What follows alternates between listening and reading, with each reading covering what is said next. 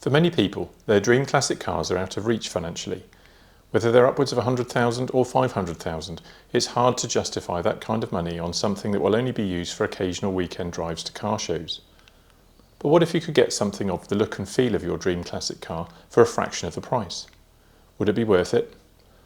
So let's take 6 desirable Italian classic cars, and for each one look at a more affordable alternative. Not a replica, but another Italian classic that might give you a similar experience. First up, the Lancia Stratos, or Stratos HF to give it its full name. A legendary car that continued Lancia's success on the world's rally stages. It won the World Rally Championship 3 years in a row from 1974, as well as many other famous road races like the Targa Florio. The Stratos was the first collaboration between Lancia and design house Bertone, employing the skills of Marcello Gandini, who styled a few of our dream Italian classics. To homologate the Stratos for rallying, 500 cars had to be made, although production stopped around 8 short of this figure. Power came from the 190 horsepower 2.4 litre Ferrari Dino V6, a bored and stroked version of the engine that Ferrari homologated for Formula 2 racing.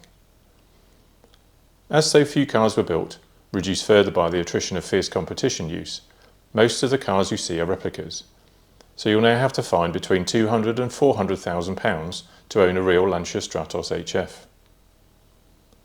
What other Italian classic could possibly substitute for the sublime Stratos? Well, there is another car from the same era, and also styled by Gandini, the Fiat X19. Also a wedge-like mid-engine two-seater, the X19 featured a Targa roof panel for open-top motoring, and was propelled by a transverse 1.3 litre inline 4-cylinder engine, delivering a spirited and nimble 75 horsepower drive through a 4-speed manual gearbox. Later cars had a 1.5 litre motor with another 10 horsepower. Most Fiats of the time were marketed with a number starting with 1, and the higher the number, the further up the model range it was. For the X19, however, Fiat decided to go with its internal prototype code, X being experimental, 1 signifying a passenger car, and the 9 meant it was the 9th passenger car developed under this system. In the UK, there are around 300 Fiat X19s registered for the road, and another 800 sitting in garages and storage just waiting to be set free.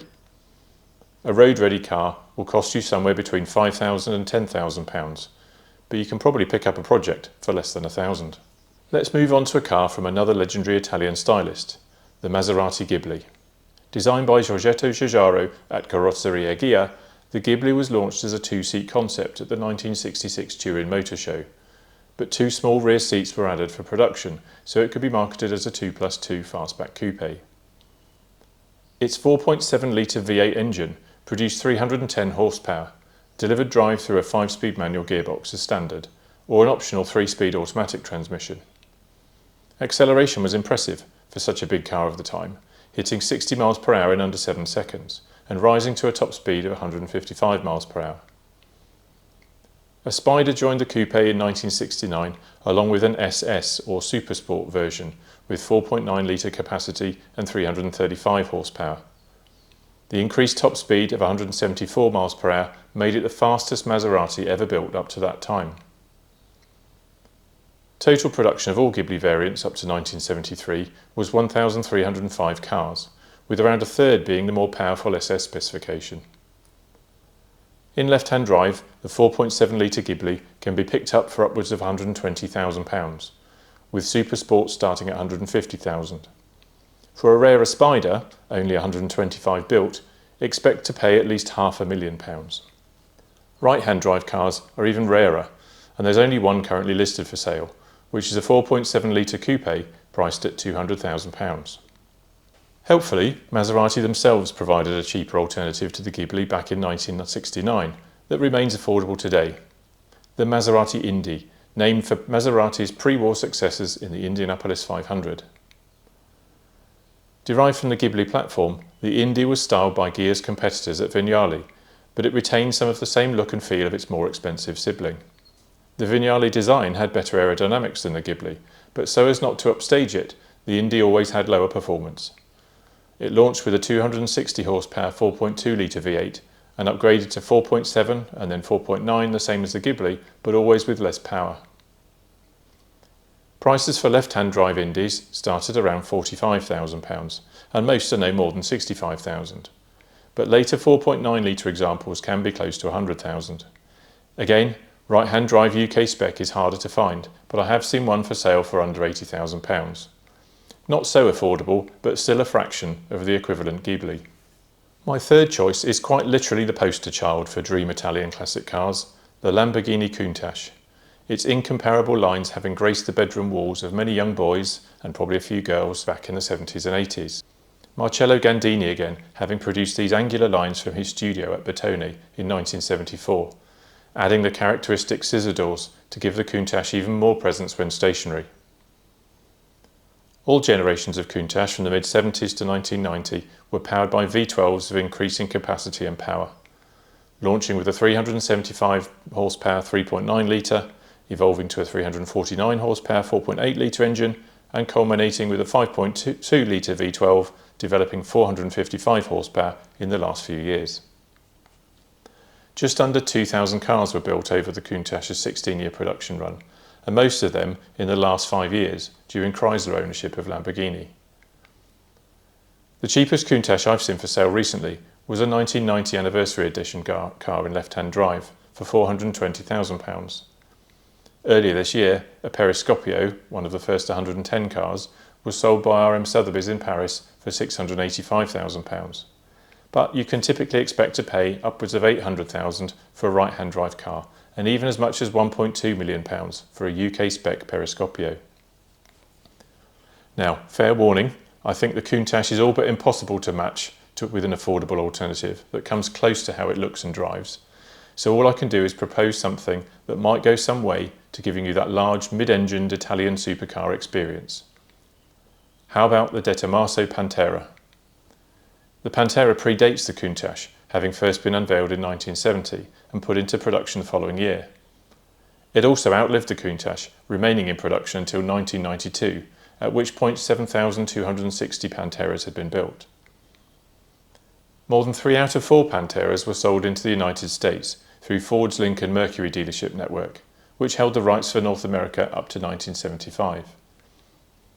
Part of this deal was the huge 5.8 litre Ford Cleveland V8 that sat behind the Pantera's seats, delivering 330 horsepower through a 5-speed dogleg manual gearbox. From 1988 onwards, it was tuned to 350 horsepower. During the mid-80s, the Pantera began to receive a number of styling updates in the form of wheel arch extensions, side skirts and rear wings, much like the Countach. Like the Maserati Indy, the De Tomaso Pantera is still beyond what many people would call affordable. I've seen running projects sell for £40,000 or under, but good condition road-ready cars tend to be upwards of £80,000. As I said, not so affordable, but maybe a fifth of what a Lamborghini Countach will demand, and with considerably lower maintenance costs. Halfway through my list of dream Italian classics and I've yet to feature a Ferrari, so let's remedy that right away with the 365 GTB/4 and GTS/4, more popularly but unofficially known as the Ferrari Daytona. Designed in the fastback coupe or Grand Tourer style by Leonardo Fioravanti at Pininfarina, the Daytona has only 2 seats, but is otherwise akin to the shape of the Maserati Ghibli and was produced from 1968 to 1973. Early cars had fixed headlamps behind plexiglass fairings, but US legislation led to them being replaced by pop-up headlamps from 1971. Under its long bonnet sits a 4.4 litre V12, an evolution of Ferrari's successful V12 engine first designed by Gioacchino Colombo for road racing in 1947. The V12 developed 352 horsepower and delivered it through a 5-speed transaxle mounted at the rear for a more even weight distribution. Although nicknamed for Ferrari's 1-2-3 finish at the Daytona 24-hour race in 1967, it was 1971 when the 365 GTB4 gained competition fame. Formula One driver Dan Gurney drove a Sunoco Blue Daytona to win the inaugural Cannonball Baker Sea to Shining Sea run, averaging over 80 miles per hour between New York and Los Angeles. Precisely 1,406 Daytonas were built by Ferrari, which includes 122 of the convertible Spiders launched in 1971. In right-hand drive, only 156 Berlinettas or coupes were built, and just 7 Spiders. The cheapest price I've seen advertised for a 365 GTB4 Daytona is £475,000 in left-hand drive and £200,000 for a less common right-hand drive coupe with the plexiglass nose. Average prices for the much rarer GTS Spider Daytonas are around 2.2 million, and that's for a lefty. Heaven knows how much for one of the 7 convertibles in right-hand drive.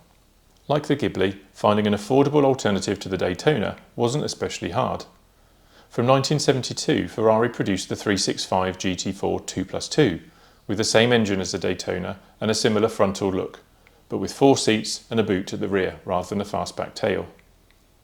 4 years later it gained a larger engine and became the Ferrari 400, then the 400i, and ultimately the 412, all of which shared the same body and chassis as the 365 GT4, and 400i aside had only 12 horsepower shy of the Daytona. Asking prices for these 2+2 Ferraris start at just £30,000 for an automatic 400 and top out just over £100,000 for the best of the earlier 365 manuals.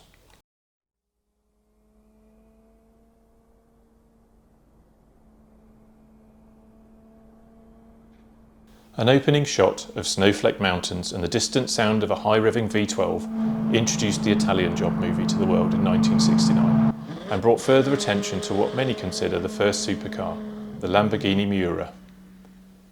Despite Ferruccio Lamborghini's intention to continue building and selling Grand Tourer road cars, his top engineers worked on the Miura in their spare time.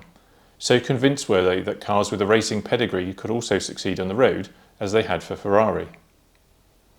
When Ferruccio saw the Gandini-styled car, yes, him again, he gave the project his wholehearted approval, and it entered production in 1966. What many people don't realise is that the Miura's engineering took inspiration from the BMC Mini, the other four-wheeled stars of the Italian Job. Against convention, the V12 engine and gearbox are one casting and were fitted transversely across the car, just like in the Mini, although mid-mounted in the Lamborghini. Throughout production, the Miura was powered by a naturally aspirated 3.9-litre engine, driving through a 5-speed manual gearbox.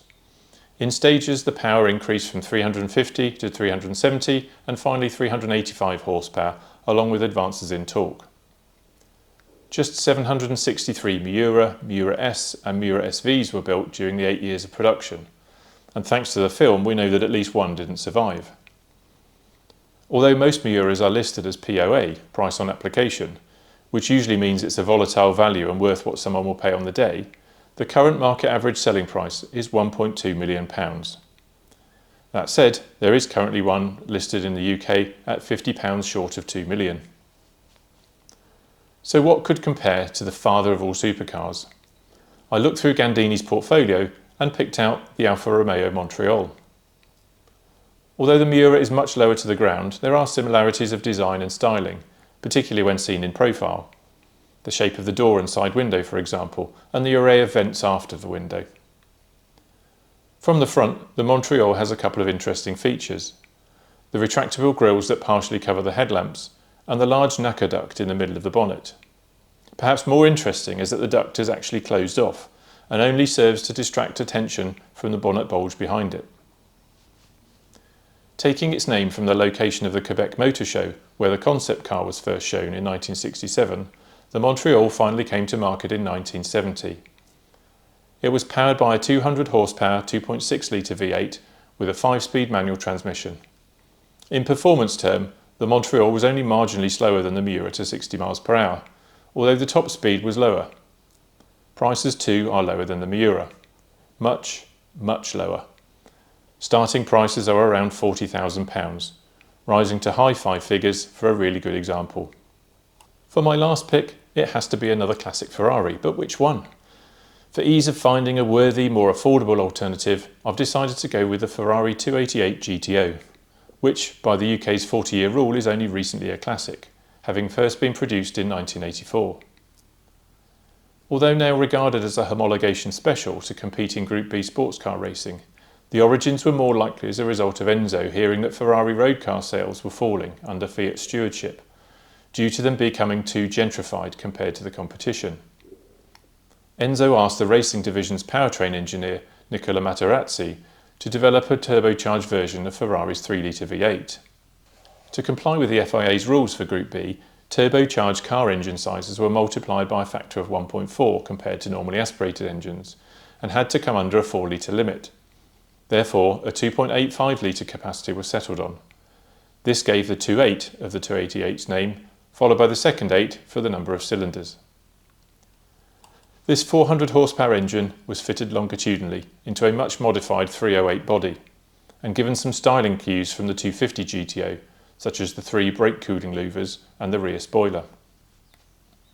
272 of these high-performance road-legal Ferrari 288 GTOs were built, several of them being offered to Formula 1 drivers of the period, including Michele Alboreto, Keke Rosberg and Niki Lauda. The average price paid for a 288 GTO, which only come to market maybe twice a year, is around £3 million. As for the alternative, well, it has already been mentioned. The Ferrari 308 GTB, on which the 288 GTO is based, is very similar looking, and was also styled by Leonardo Fioravanti at Pininfarina.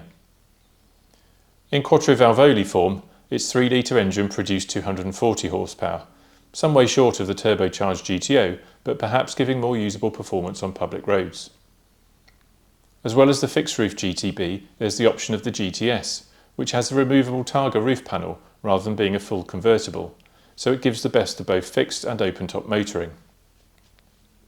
If you want to get closer to the feel of the 288 GTO, go for a left-hand drive 308, which might be cheaper still, but there are plenty of right-hand drive examples to be found, starting as low as £40,000. So there you have my 6 Italian dream classic cars and their more affordable alternatives. There are so many dream Italian classics that I couldn't include them all. Which other ones would you pick, and what low-cost alternatives could I have chosen? Let me know in the comments. Thank you very much for watching. Please give this video a thumbs up and be sure to subscribe to the channel for more videos on classic sports cars and Grand Tourers. See you next time. Bye bye.